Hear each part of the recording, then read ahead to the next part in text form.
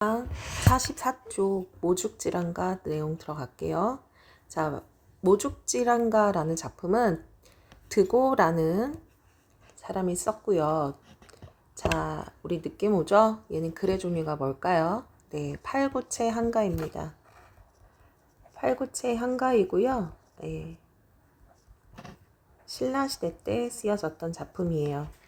자, 누구를 예찬하는 거냐면 죽지랑이라는 화랑을 추모하는 그런 내용의 시가 된다라는 거예요. 자, 향가 우리 알고 있죠? 뭘로 표기합니까? 네, 향찰에 은과 훈을 빌려서 표기하는 방식을 하고 있죠. 우리 예전에 찬기파랑가 기억나니? 네, 기파랑이라는 화랑을 추모했던 것처럼 여기서는 죽지랑이라는 화랑을 추모하는 내용이 되는 거다. 자, 내용 들어가기 앞서 우리 두 가지만 좀 알고 가자.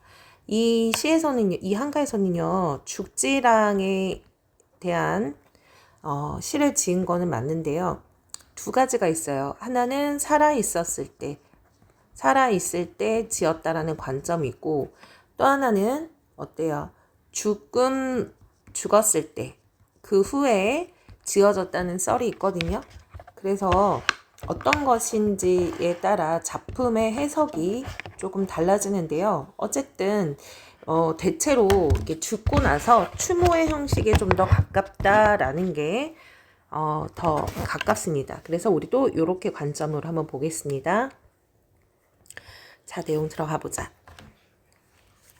간봄을 그리며 간봄이라는 것은 당연히 봄이잖아요. 어떤 느낌이죠? 네, 좋았던 시절이에요.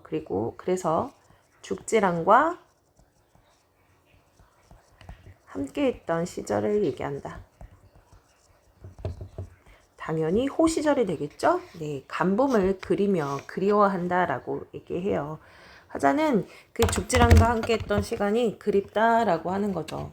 모든 것이 서러워 시름하는데, 자, 어떤 마음을 다루고 있습니까? 네, 모든 것을. 자, 우리는 시름하고 있다, 서럽다. 즉, 우리가 예측할 수 있어. 뭘 예측하죠? 죽지랑의 죽음을 슬퍼하는구나. 아름다움을 나타내신 누구를 얘기하는 거죠? 당연히 주체는 죽지랑이 되는 거죠. 네, 죽지랑의 인품을 얘기한다. 죽지랑의 외모와 인품을 얘기한다. 자, 얼굴이 주름을 지으려고 합니다. 주비 살좀 디니셔. 자, 주름이 생겼어요. 즉, 세월의 흐름을 얘기하고 인생의 어떤 무상을 얘기한다. 자, 그렇게 좋은 시절에 그는 떠나게 되고 그 아름답던 외모도 주름이 가득가득하셨다. 뭐 죽기 직전에 이제 아무래도 늙어서 죽었겠죠? 눈 돌기 사이에 남아. 자, 역시 시간의 흐름을 얘기한다. 시간의 흐름. 흐름을 얘기하고 그만큼 시간이 빨리 지나간다라는 얘기잖아요. 네, 인상무상을 얘기한다. 눈 돌이킬 사이에 남아. 금방 시간이 흘렀어요. 맛보온데 지오리 만나 뵙도록 하리다. 만나보고 싶대요. 낭이요. 낭은 당연히 죽지랑을 얘기하죠. 네.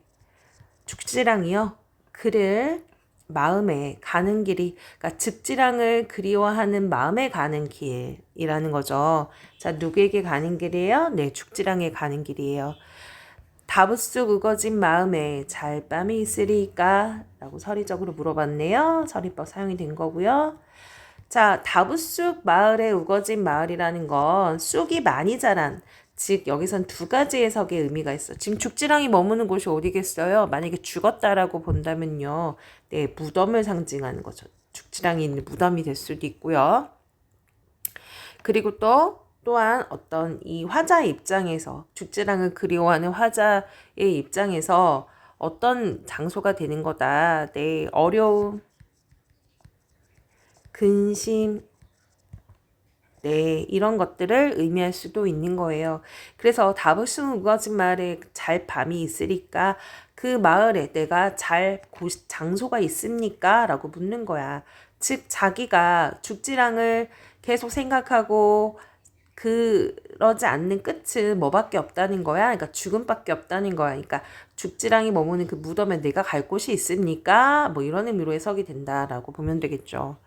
자, 이 시에서는 우리가 크게 네 가지로 우리가 구분해서 의미를 파악할 수 있는데요. 우리 행으로 한번 구별해서 해보자. 일단 1행부터 이렇게 볼게요. 네. 1행부터 2구. 자, 1구와 2구는요. 자, 뭐에 대한 내용입니까? 네. 어떤 그 사별, 죽음에 대한 어떤 추모에 관한 내용이 되는 거죠. 슬픔. 그리고 3에서 4구는요. 자, 누구의 모습을 회상하는 거죠? 네, 죽지랑의 모습을 회상. 그 다음에 5하고 6구는요. 그래도 어때요? 다시 만나보고 싶다라고 하잖아요. 재회의 소망을 다루고 있다. 그런데 낭이 그리워가는 마음에게 결국에는 이제 죽음이 되겠죠. 무덤이 되겠죠. 언젠가는 본인도 죽을 거 아니에요. 그죠? 자, 뭘 의미한다? 그쵸. 재회의 확신. 그때 가면 마음이 그치지 않겠냐. 즉, 언젠가는 죽어서 우리는 만날 것이잖아요. 그죠? 그래서 1구, 2구는 사별에 대한 추모. 그 다음에 3, 4구는 외모에 대한 회상. 그 다음에 4, 5구는요. 기대를 하고 있고요. 마지막에서는 다부스 마음에 잘 곳이 있지 않냐. 언젠가는 죽어서 만날 수 있지 않을까라는 의미로 해석이 되는 겁니다. 이해 갔죠? 그래서 이 시의 주제는 아주 간단합니다. 죽은 죽지랑에 대한 추모를 다루고 있다라고 이해하시면 됩니다. 자, 그러면 두 번째 시로 넘어갈게요. 자, 이번 시는요. 이익의 화한가라는 노래예요. 이게 원래 본 작품은 설총이라는 사람이 쓴 이야기가 있어. 화한계라는. 화한계. 이 소설 내용이 왕이 나오고 이제 이 왕에게 간신배 같은 인물도 나오고 아니면은 충신들도 나오거든. 그것들을 다든지 꽃으로 의인화해서 이제 간신을 옆에 두고 충신을 옆에 두지 않는 당시 그 왕이 누구였냐면 선문왕인가 그랬을 거예요. 신라에. 그리고 이 충신은 즉 설총을 이제 비유적으로 얘기를 했는데 이제 자신이 되겠죠. 그래서 그런 내용들을 쓴 그 소설이 있습니다. 그 소설을 모티브로 해서 신문왕이네요. 소설을 모티브로 해서 이익이 조선시대 때 시의 형식으로 쓰게 됩니다. 그러면 당연히 내용이 어떤 거겠습니까? 왕에게 이익은요. 이 시를 통해 왕에게 뭐 하고 싶었던 거냐면 권계하고 싶었던 거야. 권계라는 건 권하는 것, 어떻게 깨우쳐서 권하는 것. 그러니까 왕이 당시에 간신들과 가까이 하고 충신을 생각하지 않는 이런 모습에 대해서 바꿔야 되지 않겠습니까? 라고 일종의 권고, 다른 말로 이제 어려운 말로 권계하는 그런 내용의 시가 된다. 그래서 이 시는요, 일단은 당연히 비유가 사용이 됐겠죠. 비유, 의인화가 됐을 거고요. 그리고 중요한 건 소설이 모티브가 사용이 되었다. 네. 그럼 내용으로 이제 들어가 보겠습니다. 전각이 깊고 엄숙한데 신하가 앞에 있대요. 전각은 어떤 곳이죠? 임금이 머무는 궁궐이야. 궁궐에 지금 공간적인 장소가 어디입니까? 네, 궁궐이죠. 엄숙한데 신하가 앞에 있대요. 자, 여기서 당연히 그 화한계의 배경이 되는 것을 얘기하는 거죠. 신하가 앞에 있어서 임금을 위해 화한가를 노래했다. 자, 여기서 말하는 신하가 노래를 하는데요. 자, 이 신하가 어떤 노래를 하는지 주목해야 돼. 우리가 당시 그 화한계 이야기로 본다면 아마 설총이지 않을까. 임금에게 올바른 충언을 하는. 임금을 위해서 화한가를 노래했네. 당연히 화한가 느낌이 오죠? 어떻게 나라를 잘 다스리라는 그런 목적 일종의 권계하는 그런 노래겠죠. 노래를 했네. 화왕이 봄나라를 다스리고 있으니 여기서 이제 화왕이라는 건 당연히 왕을 비유하는 거고요. 봄나라는 지금 당연히 뭘 얘기하는 거예요. 그쵸? 지금 현재 다스리고 있는 어떤 나라를 의미하는 거예요. 네. 화왕이 봄나라를 다스리고 있으니, 그러니까 나라를 다스리고 있으니 꽃이 봄에 피잖아. 그죠? 진홍색 연자색 꽃이 가지마다 분분했소. 분분하다, 향기가 넘친다. 근데 여기서 진홍색과 연자색 꽃은요, 긍정적인 의미는 아니야. 붉은색과 보라색 꽃이 향기가 나고 뛰어난 꽃들이거든요. 그죠? 얘는 이제 장미, 보통 장미를 의인화하였다. 그 화한계 소설에서 장미를 의인화. 그래서 얘네들은 화려하기만 한 일종의 그런 뭐를 얘기한다? 간신배들을 의미한다. 간신. 우리가 화한계 소설을 미리 읽고 이걸 하면 좋은데 여기에서 미리 잠깐 얘기를 한다면 여기서 이제 꽃이 왕이고 그 주변에 있는 신하들도 꽃이거든요. 근데 그 중에 이 간신배들은 꽃은 되게 향기롭고 예쁘기만 한 꽃들인 거야. 그리고 왕에게 좋은 맛만 해. 그러니까 장미나 이런 애들인 거고, 충신은 그 소설 안에서 할미꽃이나 이런 보잘것없는 꽃들이 진짜 필요한 충신으로 나오거든요. 그러니까 이렇게 이미지를 갖고 가는 거야. 그래서 여기서는 진홍색과 연자색 꽃은 간신들을 얘기한다. 향기마다 분분했소. 자, 분분했어. 후각적이죠, 후각. 싱긋 한번 웃음에 온갖 교태 생겨나니 어떤 행위죠, 얘들아? 그쵸, 교태를 부리는 거예요. 네, 간신배의 행동을 얘기한다. 임금의 마음이 쉬이 잘못될까 염려했소. 걱정을 했다라는 거야. 왜? 현혹이 될까봐. 여기서도 방금 화음과 노래를 부르고 있는 화자의 어떤 생각을 볼 수 있어. 뭐죠? 우국지정, 나라를 걱정하는 거. 저렇게 임금이 저기에 빠져서 되면 안 되잖아. 그죠? 우국지정 또는 우국충정을 볼 수 있다. 누가 알리요? 뭐죠? 서리법 사용이 된 거예요. 누가 알겠습니까? 네, 모르겠습니다. 골짝 속에 머리 허연 백두홍이. 자, 여기서의 백두홍은 머리가 허여. 느낌상 오죠? 네, 얘 할미꽃입니다. 할미꽃. 그러면 화한계랑 비교를 해본다면 당연히 이 꽃은 지혜가 아주 충만한 충신을 상징하는 거죠. 누가 알리요? 골짜기 속 깊은 곳에 있는 허연 할미꽃이 노성한 군자와 같은 보료인 것을 화자는 어떻게 생각하고 있는 거야? 노성하다라는 거는 이미 깊이가 있는 사람을 얘기한 거죠. 자, 깊이가 있는 군자, 훌륭한 사람과 같은 부류라고 생각을 하는 거야. 백도홍을. 이해갑니까? 지혜가 있는 훌륭한 충신을 얘기한다. 자, 같은 부류인 것을 봄이와 온갖 잡초에 함께 뒤덮여. 여기서의 잡초 당연히 긍정적인 의미는 아니겠죠. 당연히 소인배. 군자의 반대 소인배가 되겠네. 소인배. 또는 간신을 의미한다. 간신. 봄이와 온갖 잡초에 함께 뒤덮여 천거할 길이 없으니 그거 어찌하리오. 자, 천거라는 건 하늘로 추천한다. 즉 훌륭한 사람입니다 하고 임금에게 춘천을 해야 되는데 이 백두홍이 있는데 이 백두홍의 예쁜 그 할미꽃의 값어치를 알아주는 것이 아니라 그 주변에 필요 없는 잡초들이 어떻게 한다? 이렇게 뒤덮여 있어. 그래서 이 훌륭한 충신들을 뭐 할 수가 없다?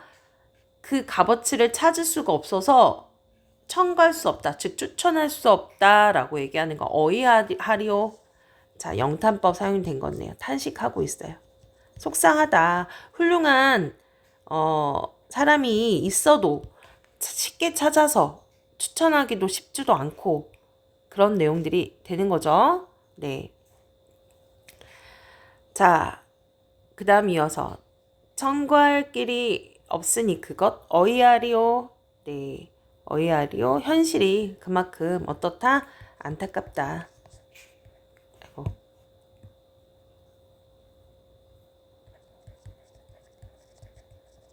나라를 이룰지 엎을지는 일찍 구별해야 하니. 나라를 이끌거나 엎을지 구별해야 된다라는 얘기는 이 나라가 뭐예요? 인재에 따라 바뀌거든요. 그러니까 지금 상황이 나라를 이룰지 엎을지를 구별해야 되는데 청구할 대상이 지금 필요하잖아. 즉 인재의 중요성을 얘기하는 거. 인재. 나라 일을 할 수 있는 훌륭한 사람의 중요성. 그죠? 자, 구별해야 하니 나라의 운명이 있으니 색황이 어찌 현인을 가까이 하는 것만 하리오. 색황이라는 것은 누구예요? 왕을 얘기하는 거, 왕.